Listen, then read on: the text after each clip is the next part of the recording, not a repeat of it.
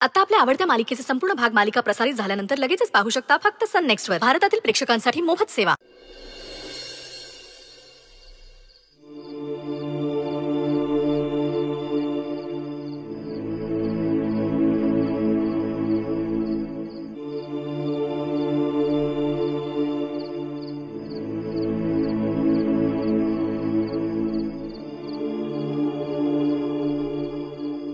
वेद,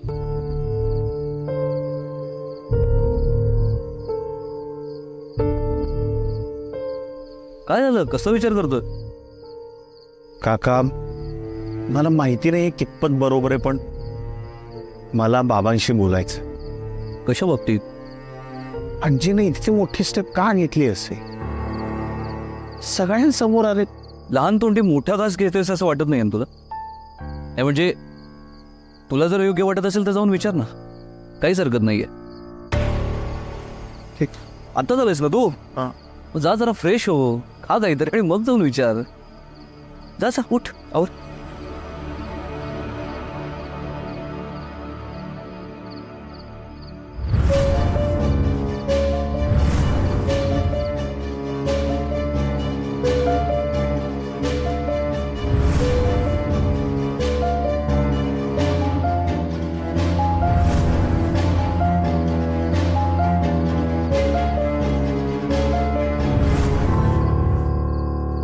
हे बघ,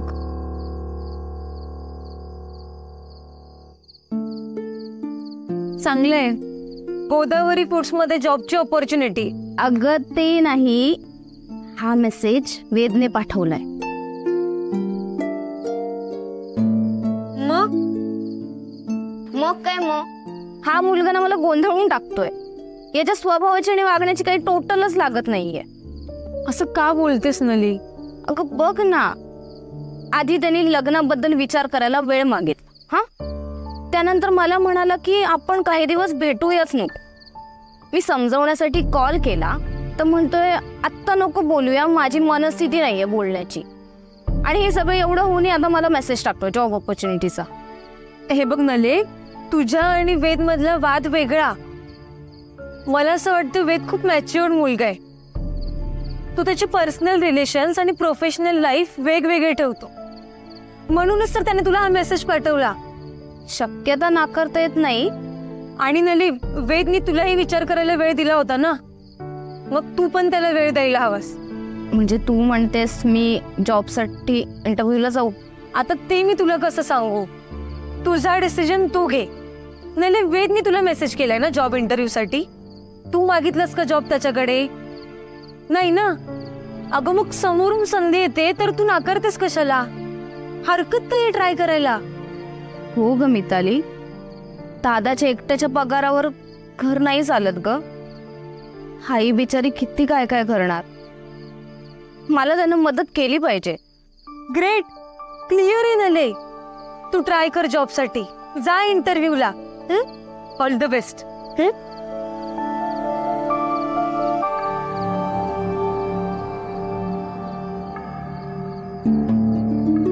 सासूबाई, चहा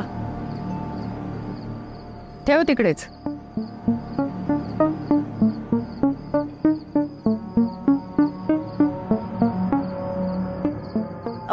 चहा सोबत काही खायला आणू का? आण, माझ्या जीवाला शांती आण थोडी. बघते. काही काय मागतं सासूबाई? शांती काय खायची गोष्ट आहे? नाही, माहिती आहे मला. शांती मिळवायला तसे प्रयत्न करावे लागतात. तुला लाख सांगितलं, समजावलं, पण तुझं लक्ष कुठे? घराकडे, नवऱ्याकडे. तुम्ही ओरडाल याची कल्पना आहे मला, पण एक विचारू का? विचार. तुम्ही यांच्यावर हात का उचललात? म्हणजे मी चुकीचं वागले असं म्हणायचं आहे का तुला?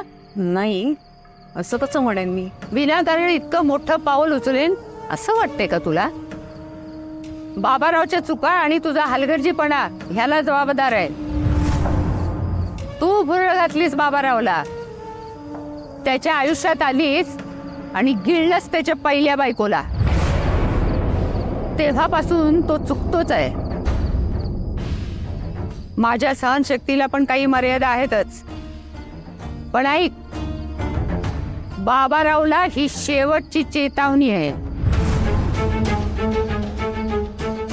बाबाराव सुधारला तर ठीक, नाहीतर मला पुढचं पाऊल उचलावं लागेल.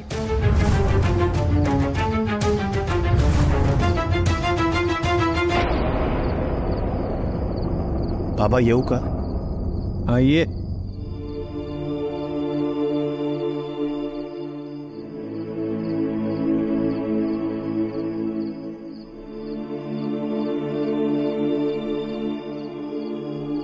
बोल ना. बाबा मला माहिती आहे तुमच्या मागे खूप व्याप आहेत, खूप जबाबदाऱ्या आहेत.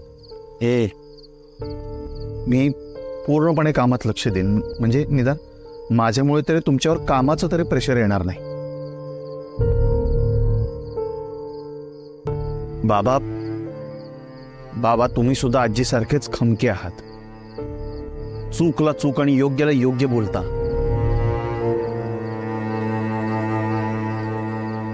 तरी आजीनं तुम्हाला का